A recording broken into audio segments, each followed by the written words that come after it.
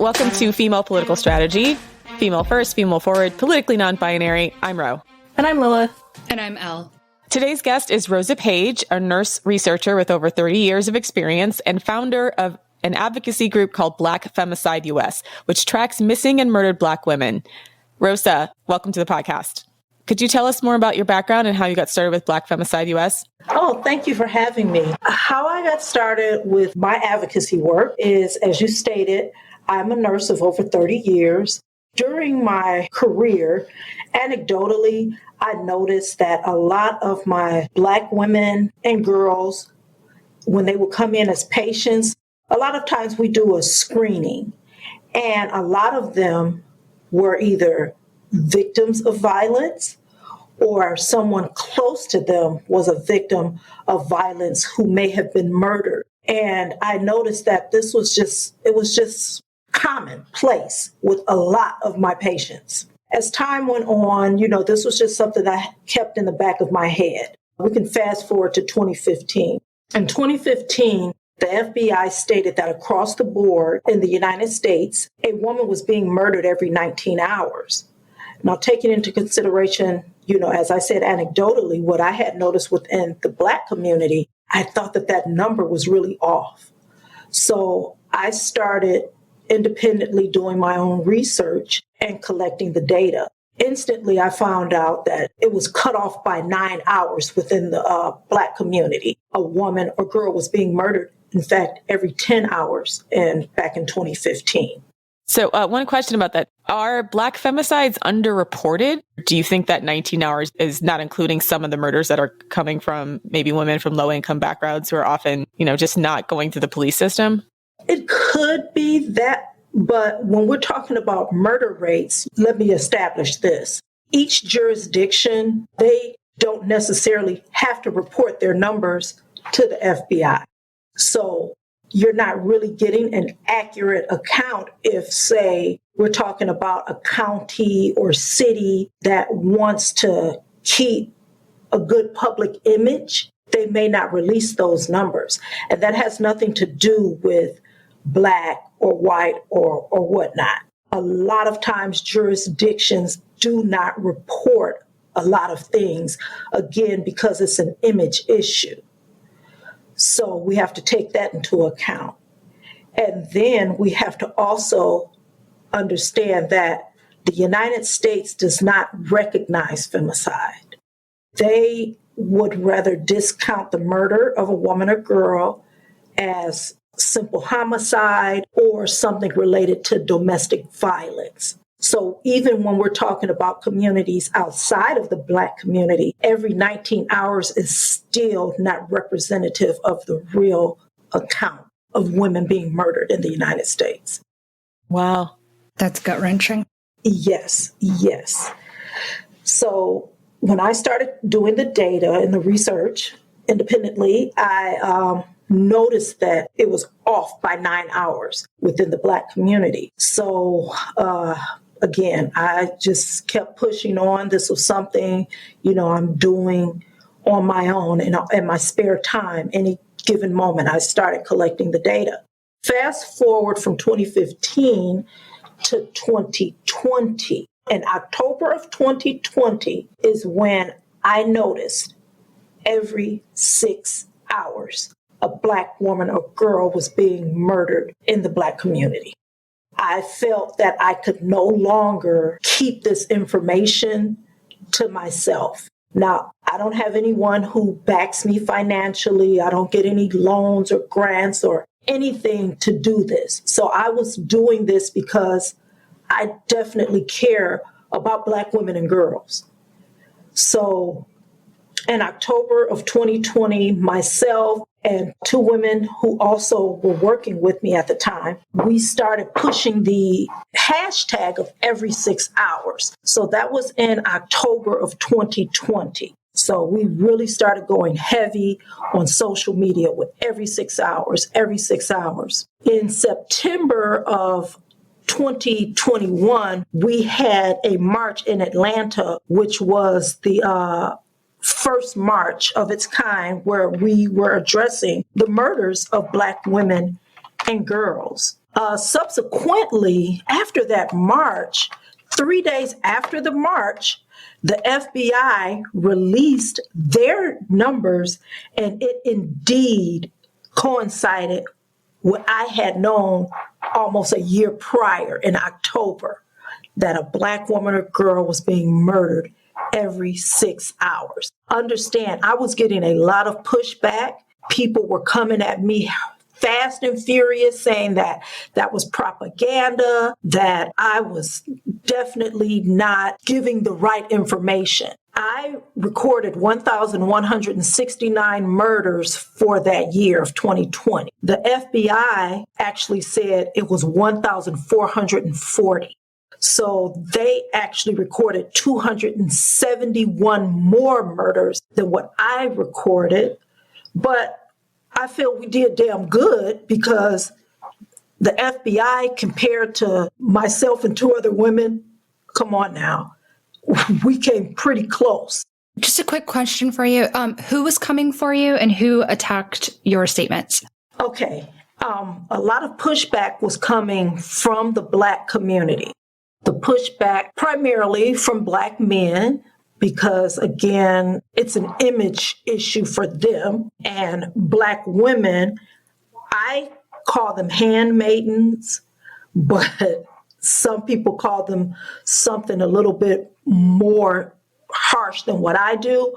But I specifically call them handmaidens. Handmaidens, we know the Handmaid's Tale, but we have a lot of Aunt Lydias in the Black community, and we have a lot of Aunt Lydias in general across the communities, no matter what race or color or whatever you are.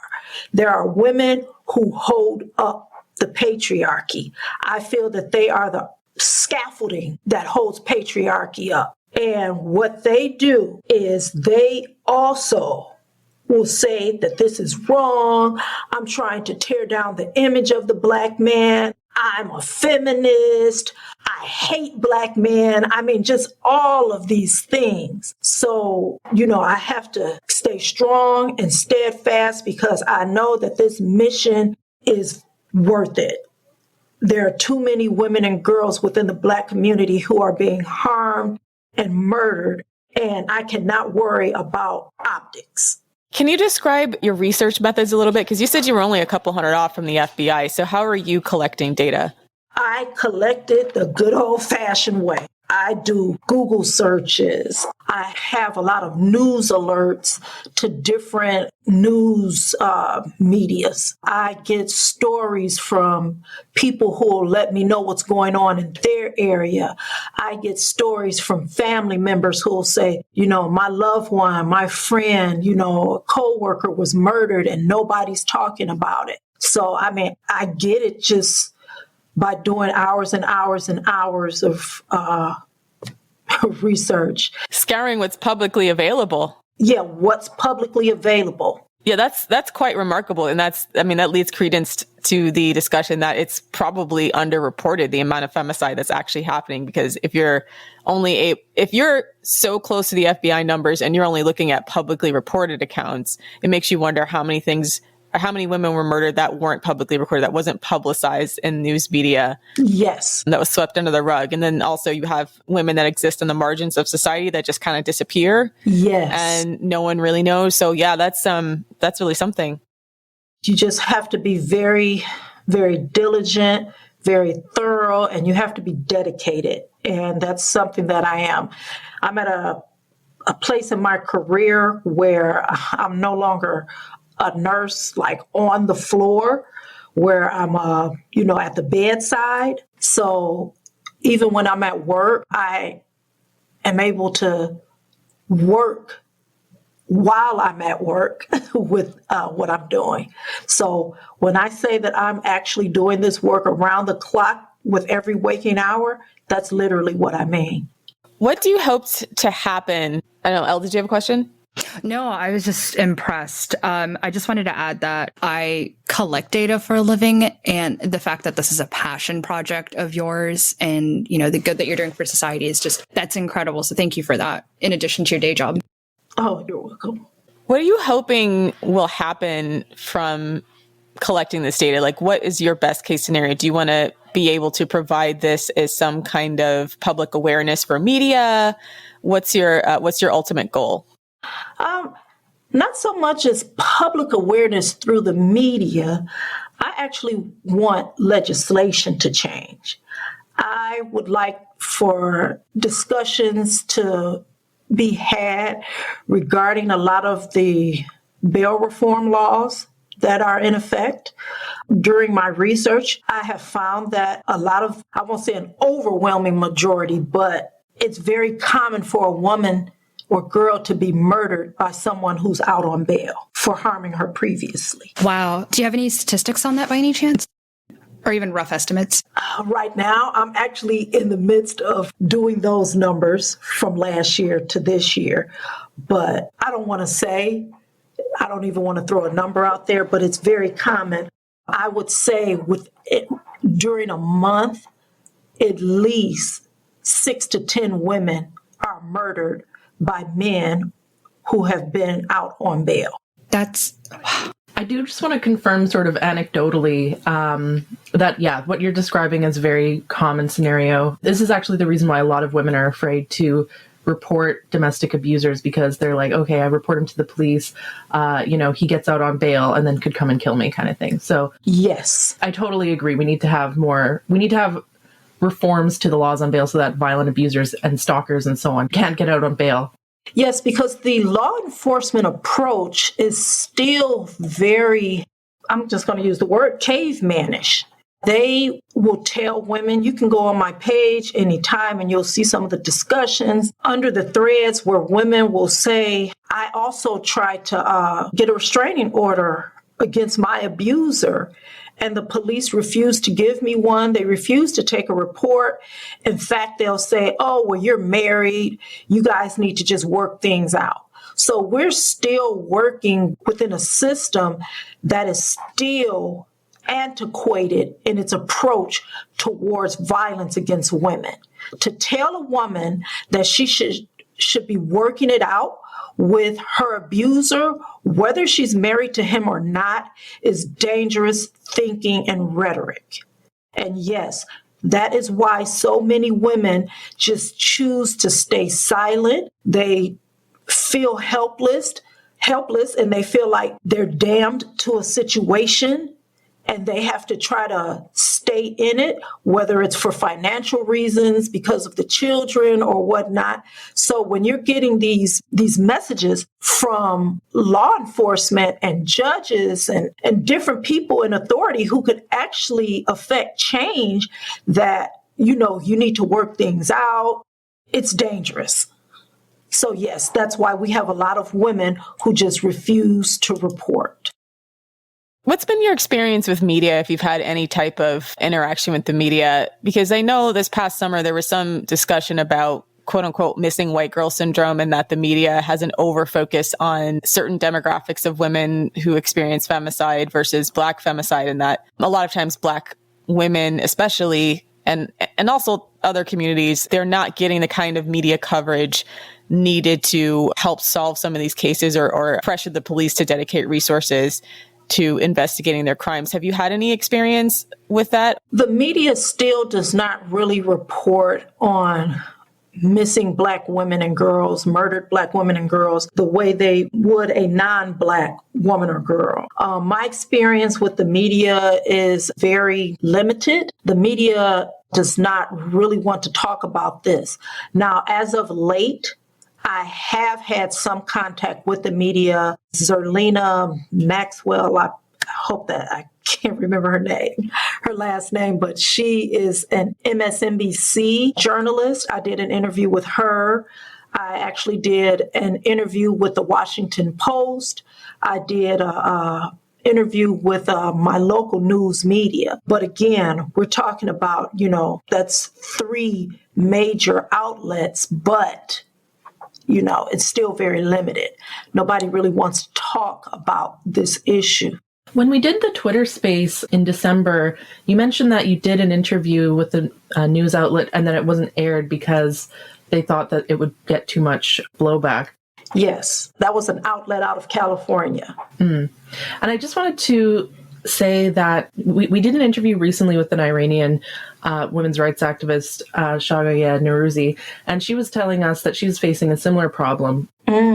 She's talking about, she speaks out against compulsory hijab. That's her forte, her activist forte. And she says she has a hard time getting coverage in the West because they're like, oh, if you speak out on this, it's going to spread Islamophobia and so on. So what you said about news media doesn't want to talk about this because they're afraid it's going to spread racism. I kind of wanted to talk a bit about how there's this sort of like, in the desire to not offend anybody, mainstream liberal media, they end up suppressing these sorts of stories about the dangers that women face because they're afraid of offending people. I think that, again, it's very tragic that people or news media outlets, because that's who we're talking about. I believe it's very tragic that news media outlets are more concerned about public relations image issue as opposed to the actual violence that a victim has sustained. What's more important? Getting the stories out there, talking about the violence that Black women or girls are facing within their communities, or being like politically correct, afraid of being, or just being afraid that they may offend someone. I mean, the truth is the truth. The truth does not need anything other than facts. If people are upset about the facts, then that says that there's another issue within them. So we're more concerned about the perpetrators than the victims. And that is where we actually are within our community. It seems like some of that, too, is the discussions around race have been really, really complicated as of late. And the problem is if you start to talk about the specific ways in which misogyny manifests itself in different types of communities, then people can accuse you of being racist, right? Because the idea that there are cultural nuances to misogyny is almost akin to saying that, oh, these people are backwards or these people are this way, right? And so sometimes I think there's a reluctance to talk about it because you don't want to come across like you're broad brushing everybody in a certain community and saying that they're a part of said ignorance. But unfortunately, we do have such things as cultural trends that are community specific. Misogyny is universal, but it can manifest itself in really odd ways across different communities. Well, it's important when you're having these discussions to include the people that you're discussing. And I understand that, allies are important, and we do need allies.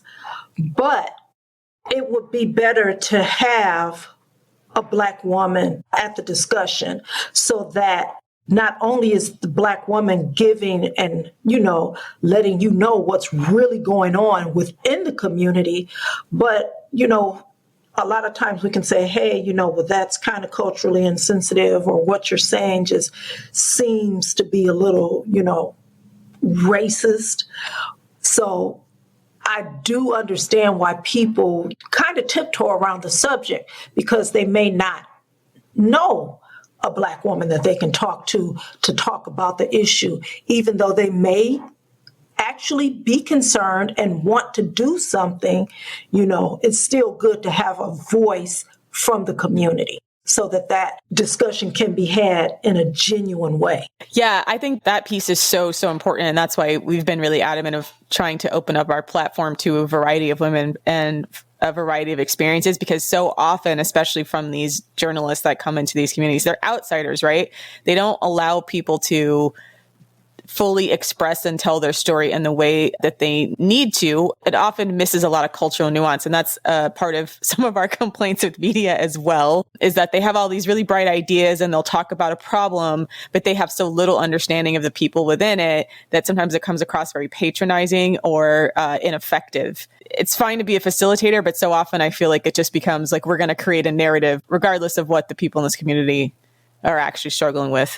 Well, one of the allies that I have who actually does femicide research, she does, hers is, more spaced open than I am. I focus on the Black community. But Dawn Wilcox, she actually is the founder of Women Count USA, and she's someone that I love her. She's a nurse like myself. She's from Texas, and she is someone, if there was not a Black woman on the discussion when we're talking about femicide here in America, she's someone that I would trust to be able to talk about it. I know she probably would say, oh no, Rosa, but there are some allies who are actually out here doing the work, who actually understand those nuances that you mentioned. I wanted to point out when we did our Twitter space, we allowed men to speak. A lot of people criticized us for letting men speak, but I actually think it was really educational. I'm sorry I missed that part. I came in later after you guys had already kicked all the men out. Yeah. So unfortunately, Ro couldn't be there for the first half of the Twitter space, and there's so many good moments. But yeah, so it was really great to have all these stupid men walking in while being like, oh, well, what about this or what about that? And I found it very bizarre how so many, including some women, were attacking Rosa for being anti-Black. And these are all people that had Black Lives Matter in their bio. And Rosa came in with the single greatest moment in the entire space. She's like, why has nobody said so far that murdering Black women is anti-Black? Mic drop. Or why has no one said that Black femicide is anti-Black? That was the mic drop moment of the whole space. Yeah, they never want to acknowledge that that's anti-Black. Murdering Black women and girls is so anti-Black, but me speaking on the subject, goodness me, clutch my pearls, how dare I? Yeah, there's one girl who waltzed in and she's like, well, actually, I think Black people can also spread anti-Blackness. And that was right before you said that. I was like, oh my gosh, that's just... what?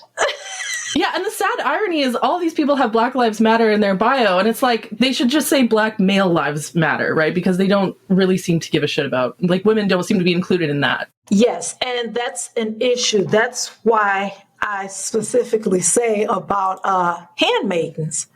The women that you're speaking on, those are what I would consider handmaidens.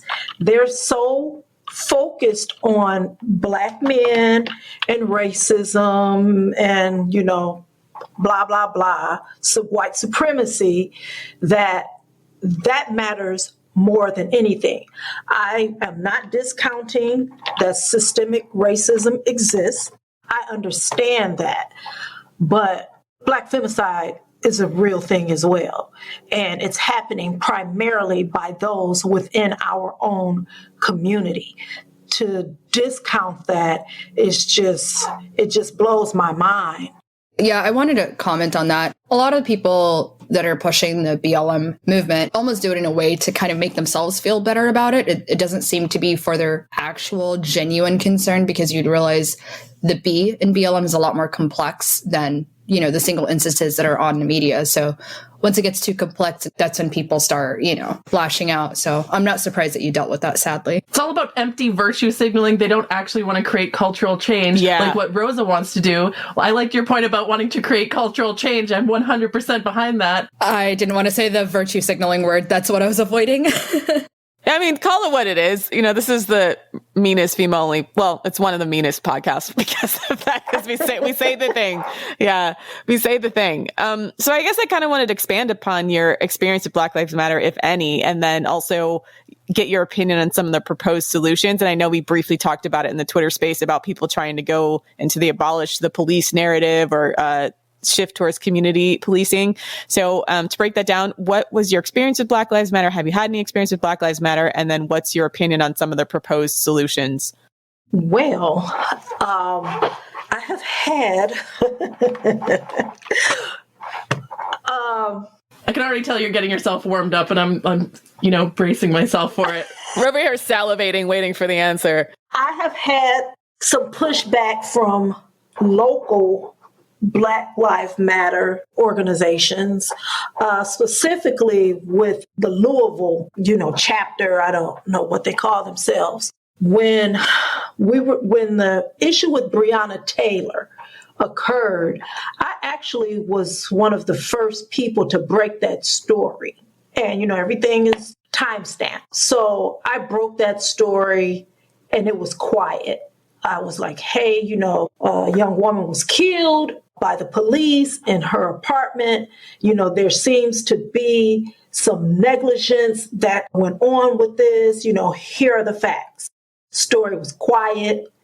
A few people who frequent the page might have shared it and whatnot.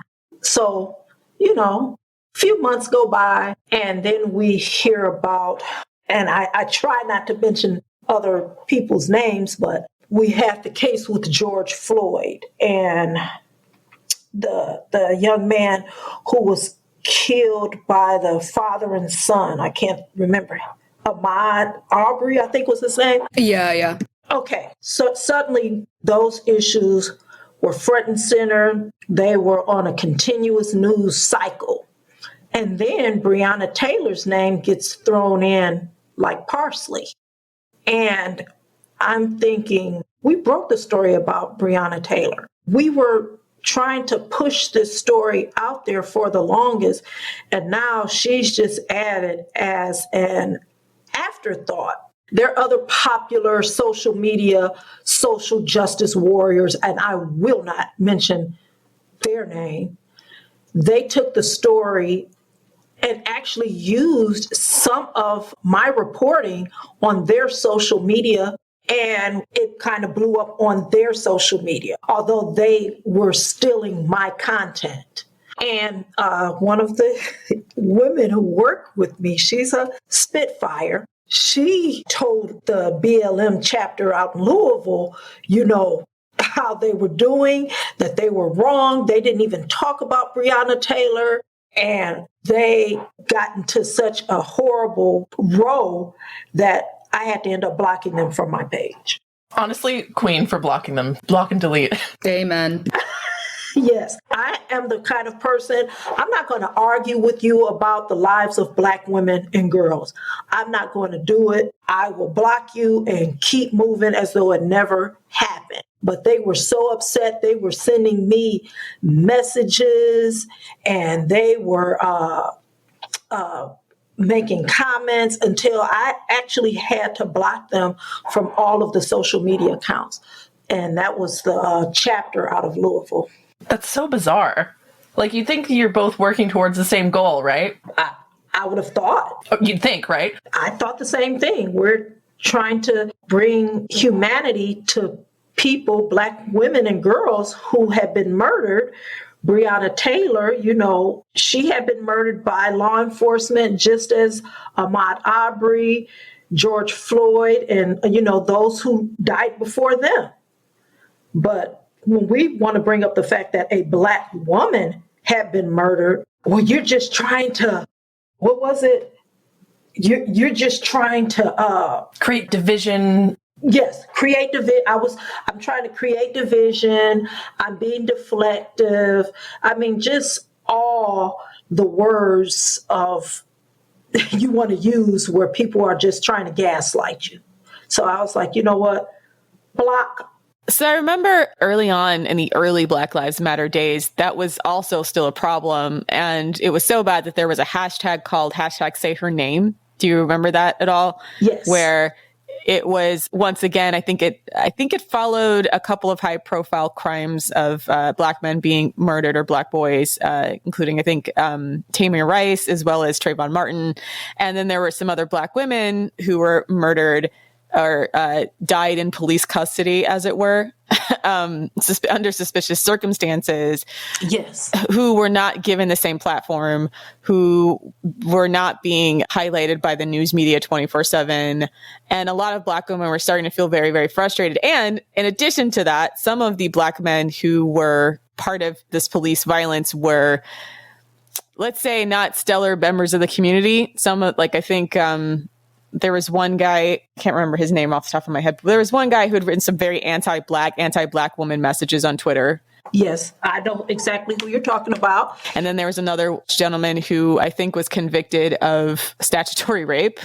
And I take the position, I don't, and under any circumstances, think the police need to be judge, jury, and executioner. But, like, let's not make heroes out of all these men, right? Some of these guys were were actively antagonistic or abusive towards Black women. Yeah, and they were not pillars of the community. And herein lies the hypocrisy, okay? In the Black community, Black men can be vindicated no matter what they do. Black women, on the other hand, will be demonized. They will be victim blamed. And I don't care if she stole a candy bar when she was 4 years old, they're going to bring it up. So this is the issue that Black women started seeing, that we are not looked at in the same light within our community. So when Black Lives Matter started flourishing and publicizing all of these law enforcement involved killings, Black women were like, well, what about us? Sandra Bland, there were Black women in the community who blamed her for her own death, and Black men who were saying, well, if she had not have ran her mouth, she probably would not have been murdered. There were just a lot of things that you can just imagine that they were saying about her and other Black women who had been killed by law enforcement.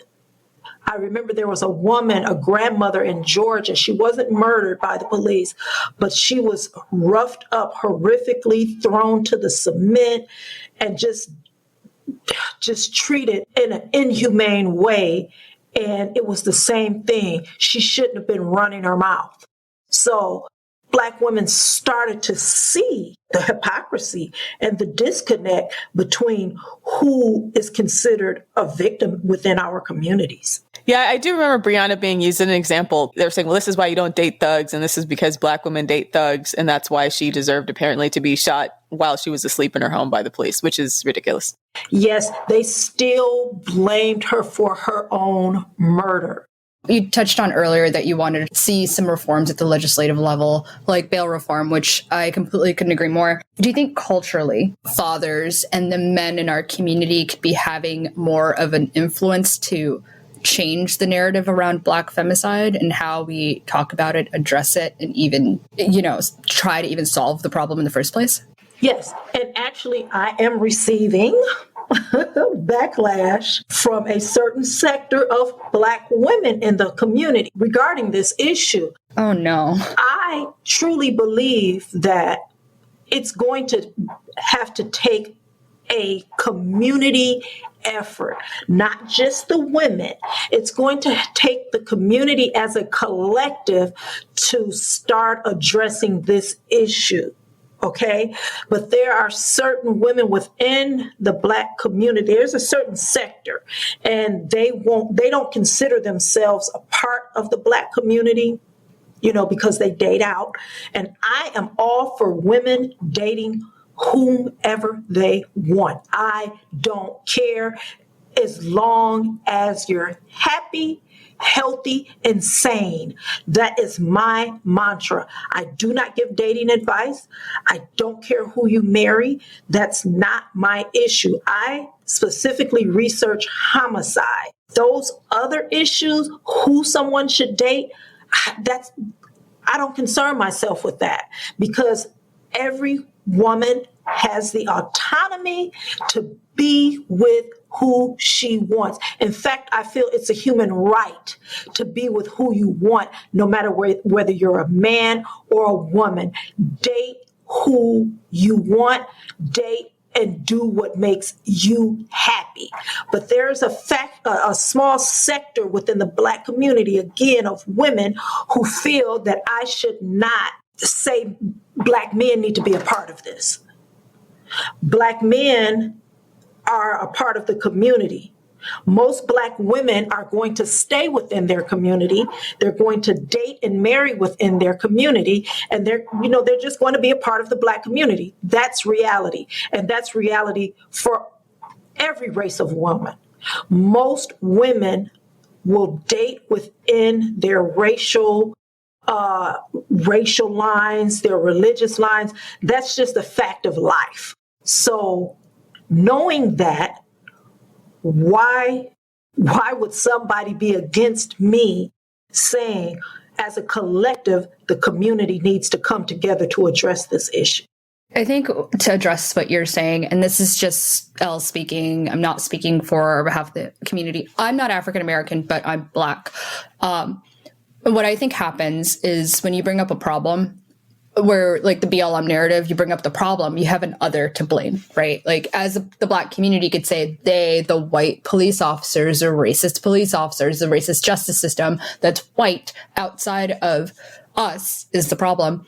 And then once the problem looks like you and is a familiar face, now it feels like almost cultural suicide where you take down your own, then, you know, it becomes too close to home where you have to wonder, am I also somewhat the problem too? So I think the discomfort that comes with entertaining that thought maybe is what's pushing that away. That's just my thought. What do you? Oh, sorry. I just wanted to jump in. I'm so glad, Elle, that you brought up othering, because Rosa, what you've been saying so far about the hate that you've been getting from your own community about this is really activating my pattern recognition mode, because I mean, I'm white, and I'm ashamed to say a lot of my family members are racist. And there's this weird, like, racial sort of boogeymanning and othering where, and by the way, like, pretty much most or not all of the male violence I've experienced over the course of my lifetime has been from white men. And so I find it very weird when white men do this, like, oh, it's the Middle Eastern immigrants who are going to gang rape you, or, oh, it's the big scary Black and brown people who are going to, you know, be violent towards you. And I'm looking at these guys knowing, like, you motherfuckers, I know that you Uncle Jim, you literally beat your wife. Okay. Like, what are you doing complaining about Native people? Like, you literally beat your wife. Why are you pretending like you're not the problem? Right. So, and I am so glad you brought that up, because I try to explain this to all women. I don't put any man on a pedestal. I feel that all men present a threat. Say it. Say it again, please. Can you just say that slowly, louder and prouder? Say it again for the people in the back. All these XY having people Fugazi, man. Like, yes. I do not put any man on a pedestal, period. I tell people from the jump, I am a sovereign woman. Woo. I deal with who I want on my terms. I feel that all men present a threat. For the women, the Black women who date out, who feel that they'll go to, you know, let's say the white man. If they talk to white women will tell you it's white men who are kicking our asses. And it's the same across the board. So I just don't get this thing that some people have, that they'll go to some other group and find this utopia. No, it's because men are like shitty magicians. They'll go like, it's like they'll use distraction or deflection, being like, oh, look over there. Don't look at what I'm doing over here, kind of thing, you know? Sleight of hand. Sleight of hand. Yeah. It's like, this is the thing. Like, Black men and white men do this weird sleight of hand where they blame the other race's men for male violence, when in fact they themselves are responsible for doing most of the male violence towards the women of their own race. Yes. Wait. Can we expand that to include all men? Because immigrant men do this too. Yeah. All races of men do this. Exactly. All men. Yes. It's the Y chromosome that's the problem. You know, because they don't want to admit that they're the problem, because they don't want to change. No, they will never admit it. They won't admit it, and they double down on certain specific cultural stereotypes as if there's not like a ever-present undercurrent of male violence under all of them, right? So they might say like, well, look at this, look at these statistics here, these people believe this, but then ignore all of the negative things about their own group, right? So sometimes it can take, like I said, misogyny is really great at shape-shifting, right? Like, so it could be child brides in one culture, and it could be like massive amounts of like FGM in another culture. It could be like massive amounts of child pornography in another culture. It could be massive amounts of domestic violence. So like there's different ways in which the same misogyny like morphs itself into different shapes, but it's the same thing. Whereas they feel like, oh, at least we don't have as much of this type of violence, so then therefore our culture is better. But that's just not true when you start to look at like, no, you're all the way in this type of violence over here. So you just have to not let them kind of like only point out the bad of other communities and not do any type of internal reflection. Right. I mean, like I say, I don't put any men any group of men on a pedestal because, as I said, doing this work and seeing what women are going through across the board in the US and globally, all of them present a threat. You're not going to tell the women in the Mexican border towns where women are being slaughtered and buried, some other woman who comes over and says, oh, well, Mexican men are great. And the Mexican women are saying, they're killing us down here. They're beheading us. They're doing all of this to us. How dare you say this? So that's why I say they all present a threat. Find who makes you happy and stop painting everyone with a broad brush. That's all you can do. The example you brought up about, Mexican women being killed by Mexican men, I find, if the culture is such right now that I feel like if a Mexican woman, did an expose or did a documentary or some kind of story about this, they'd be like, I feel like you're spreading anti-Mexican rhetoric. Okay. Like, you know what I mean? Like, it's just the deflection it's crazy to me. We just need to ignore men who do that. I saw a really interesting thread too, and this is something we've learned from being on FDS, is just how common the same narratives are between different cultures. So I saw an interesting thread about a lot of Middle Eastern women who were talking about how basically a lot of these guys are, if the guys on Reddit had any type of power in society, right? Like they have the same kind of through line of this entitlement towards women. It's not really that different. It's just sometimes they are able to seize more power, but that element of men exists everywhere. So like a lot of their logic is very, very similar to the things you'll read just about anywhere. Like misogyny is just it's just, pervasive hatred of the female sex.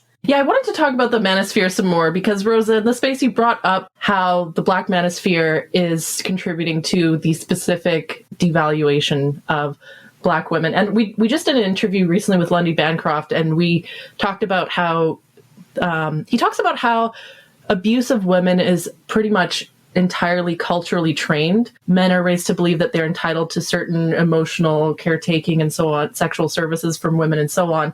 And if the woman does not comply, that he has the right to use abuse to punish her.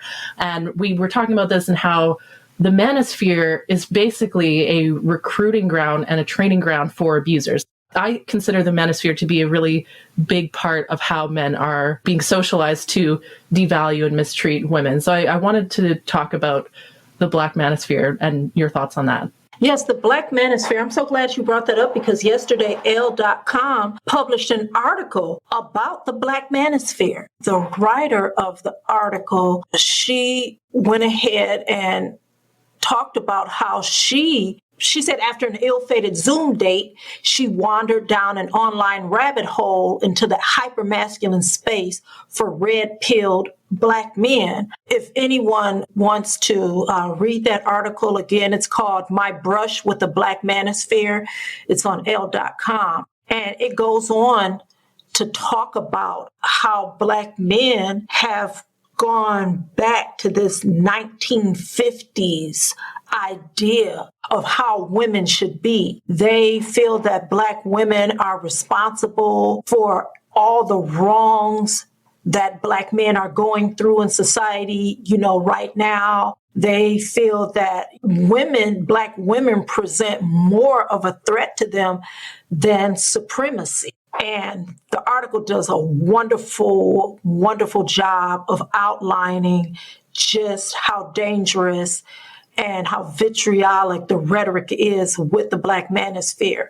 Now, from my experience prior to this article, I have been discussing how their rhetoric is very dangerous, and it does talk about harming Black women and girls over a certain age. I believe the age was 12 or 15. And in fact, they had a specific age range, like Black women and girls between maybe the ages of 15 to 40. So we're talking about maybe childbearing ages, that if these women don't fall in line with what Black men say, then they deserve to be harmed. They're telling other disenfranchised Black men to harm Black women and girls if they don't do what they want. They want Black women to give their all to them. It's so dark the things that they say. They don't believe that Black women should talk about dating up or dating someone within their own socioeconomic group, especially, if there are Black women who still date Black men, but they'll say, well, I'm only going to date a Black man who makes a certain amount of money. They feel that that is harmful to Black men and that harm should come to us for that. Harm should come to a Black woman for wanting better, for choosing to date who she wants, for not accepting bull crap from a Black man. I mean, it's just all the horrible things you can imagine. It's very disturbing. There have been about 2 or 3 cases of women, Black women, who have been murdered by men who were known to follow the Black manosphere. I believe that the Black manosphere should be on the radar as a hate group, the whole lot of them, because the rhetoric that they are putting out, if we say replaced Black women with a specific sexual orientation, with a specific religion, they would be looked at as hate groups. But because they are targeting their vitriol and ire towards women within their own race, I honestly believe that's why they're not doing anything about this. But these men are very organized, they're very intentional, and they're pumping this rhetoric out constantly. Just imagine if they focused all that dumbass energy into something productive. Like, that's what kills me about this. It really, honestly, I don't even trying to be funny, but like, this is just powerless loser rhetoric, right? Yep. Like, there's just so many other things they could be doing that would actually build quote unquote successful families. I'm like, nobody is coming up to you and like slapping books and papers and pencils out of your hand and prohibiting you from going to school. I don't think any Black women called your job and got you fired, right? Like, all of this types of stuff are saying that Black women are holding you back. It's just like weird projection machinations of nothing that I'm like, that's not an explanation for why your life is the way it is. Well, no, just wanted to add, just like, I'm not a like cultural relativist, but so the Black community has like the Kevin Samuels, Hotep, anti-Black woman community. The white people have like the incel neckbeards that are all about like Becky, Chads, and Stacey's. And then like the Muslim community, we have like ISIS terrorists. It's like, marry them 4 at a time, honor, kill them. It's just like, it is all inclusive being a shitty dude. And I just commend their unity in being assholes. Yes. I also just want to emphasize for the listener that, I think I said something in the Twitter space that like, the manosphere is like a problem for women of all races. I actually want to walk that back a little bit. I think that the Black manosphere specifically devalues and degrades Black women in a way that I've not seen anywhere else. Like, the white manosphere is pretty bad, but like, they'll be like, American women or white women are too mouthy, or they're too demanding, or they're this and that. But they don't like, I just feel like they don't fundamentally devalue. They do devalue women, but like, it's way worse in the Black manosphere. And there's a lot of rhetoric that specifically supports like murdering pregnant women. A lot of the rhetoric around like child support, or, baby's mom is just trying to ruin your life, trying to hold you back, that kind of stuff. Yeah. So I really just want to emphasize how much worse it is there. It's something called misogyny noir, right? And so what I've noticed is that all of the racist stereotypes about Black men aren't true, but all of the racist stereotypes about Black women are true, according to them, right? So they basically just do a split where they agree with everything racist and there's times where I've seen on Twitter, I'm like, I honestly can't tell if a Black manosphere person wrote this or somebody in the KKK. It's that bad, where they say things about Black women that are so on their face racist that they dehumanize Black women to that extent. And I think that is a function of having this is where the intersectionality comes in, where they have misogyny, but then if you wrap that up in the popular racist rhetoric, it becomes like a really, really lethal for Black women and girls. Intersectional misogyny. Their misogyny is intersectional. Yeah. I mean, that's what it is. It's just taking existing racial stereotypes. Whereas I feel like for white women, perhaps there's not like a focused racism with it, but it's like they just decided, yeah, we're going to agree with everything that like Stormfront is saying, but it's only true for Black women. Right. Like, and in fact, you can see a lot of these guys, they'll invite these like these white red pillars of these like racist white guys to like come on and just agree. They do. with some of the shit. Well, they target the white women by, you know, saying that they're cultural betrayers and dating brown men and like diluting the race. So it's out. The rhetoric is out there. I think it's just a little bit more niche. And I want to bring something up from the Elle article that is very unsettling with me. One of the manosphere influencers that they mentioned, I'm not going to say his name. I really want people to read this article. He's a tenured professor at the Ohio State University. What? Oh my God. And I would like to know, how does Ohio State University reconcile the fact that they have a tenured professor on their staff who is an influencer in the Black manosphere? I believe that that is dangerous, that every Black woman at that college is a target for this man's vitriol. And it says a lot about Ohio State University having a tenured professor who is an influencer in the Black manosphere. That's wild. I'll have to read this article now, but that doesn't surprise me because, twofold. So some of the extremists are very, very good at finding positions of power. And that's something that the FBI has been tracking with even really right-wing extremist groups, but even specific groups that hate women. Like the original Red Pill guy, I think was like the state congressperson, the guy who created the Red Pill. That's the scary thing, and something that we discussed with Lundy Bancroft, is that these guys are very organized and they're very good at painting a victim narrative for men and then finding political positions of power to push legislation that benefits them and attacks women. So I'm surprised, but also not surprised because of the fact that it's almost like their misogyny propels them to try to seek out these positions in the first place. In the article, his name is laid out there, and you can Google him and you will see everything about him. That's the kind of guy that deserves to be canceled, honestly. If this was a woman, if this was a tenured woman professor who was putting out hate rhetoric against men, do you think she would still have that position? Absolutely not. With the quickness. Oh, no way. There's people that are being kicked out right now for saying that males and females exist. So I have no doubt that would never fly. So to kind of pick up a conversation I think we didn't actually answer when we were talking earlier about, in light of all this, there's been a push from Black Lives Matter towards alternative forms of policing, including things like community policing and like a community mediation, and then quote unquote abolishing the police. And I know we discussed this on the Twitter, and I wanted to discuss it here about just how ineffective that might be when you have the people who are trying to seize control of the community, quote unquote, policing, that are men who are misogynist, and that by only focusing, what I said in the Twitter space is that by only focusing on police violence against Black men and then putting that as the singular face of Black Lives Matter, they're not really exploring and highlighting how poor policing isn't just a matter of murdering men, but a matter of not getting help to the entire community. Right? Poor policing doesn't just affect Black men, but it affects the, like you've said repeatedly, it affects women who are being victimized, ability to report. It affects people's trust that they won't become, they won't have like drugs planted on them or something like that.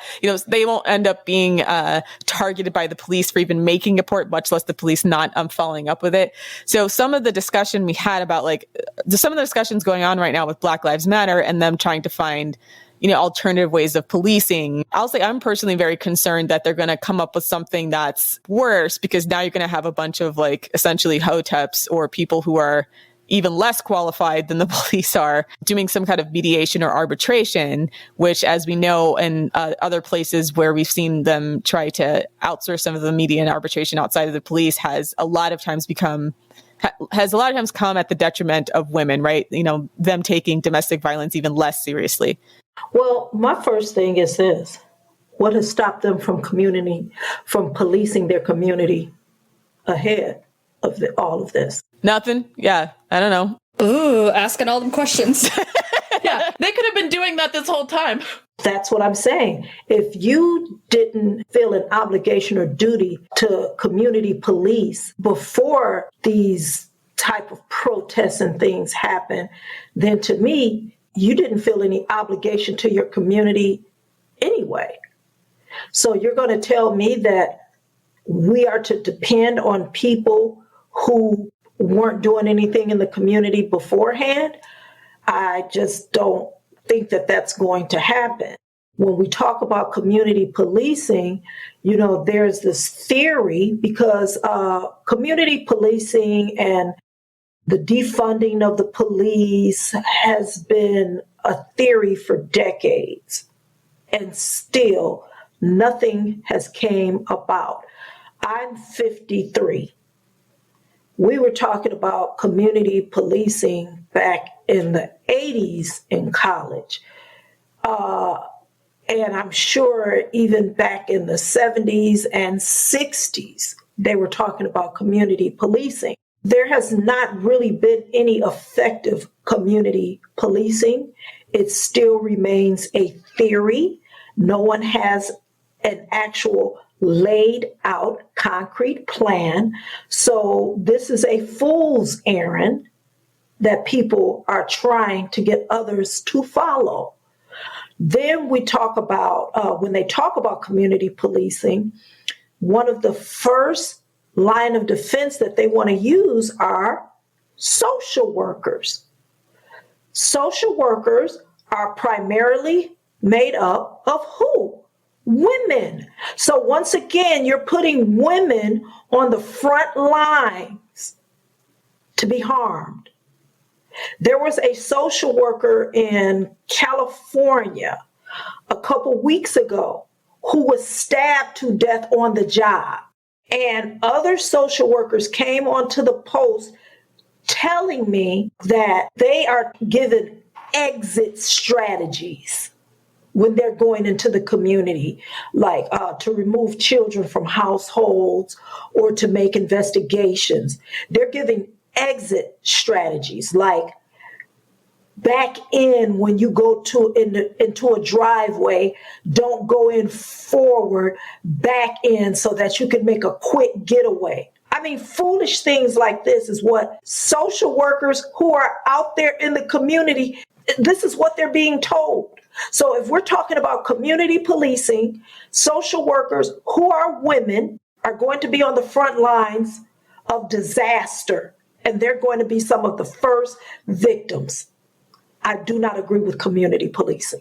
I'm glad you brought that up because a lot of things that I want to respond to. One is just sort of an anecdote. I'm very much against community policing. I get called like a carceral feminist because of this. The reason for that is because when it comes to issues like femicide or domestic abuse, if the community is misogynistic, it's just going to end up being much, much worse for women. So my grandfather, for example, was an abusive alcoholic, and my grandmother, she's a very devout, very religious woman. Whenever my grandfather would beat her black and blue, literally, she would go to her priest for help, and her priest would say something like, you should pray more, or you should be more godly, or you should do this or that. And the whole community is set up to protect abusive men and to blame the woman in that case, right? So yeah, if the community sucks and treats women badly, I feel like, it's not going to help women at all. It's going to be worse. Yeah, it's like having wolves police themselves from eating chickens. Like, it would never work. Right. Never. So no, I don't agree with community policing. And my primary reason is because women will be collateral damage, and they will be some of the first people harmed in this effort. Thank you. Well said. So is there anything you would like to plug or bring awareness to on this podcast? Tell us about your march coming up. I want to know. Yeah. Yes. Actually, the march has been moved up to August. I forget the actual date, but it's been moved to August because there was a conflict with another group that I'm not going to say, but I don't want to put women in harm's way. So to prevent that, it was moved up. So the march is going to be held in August. It's going to be in Washington, D.C.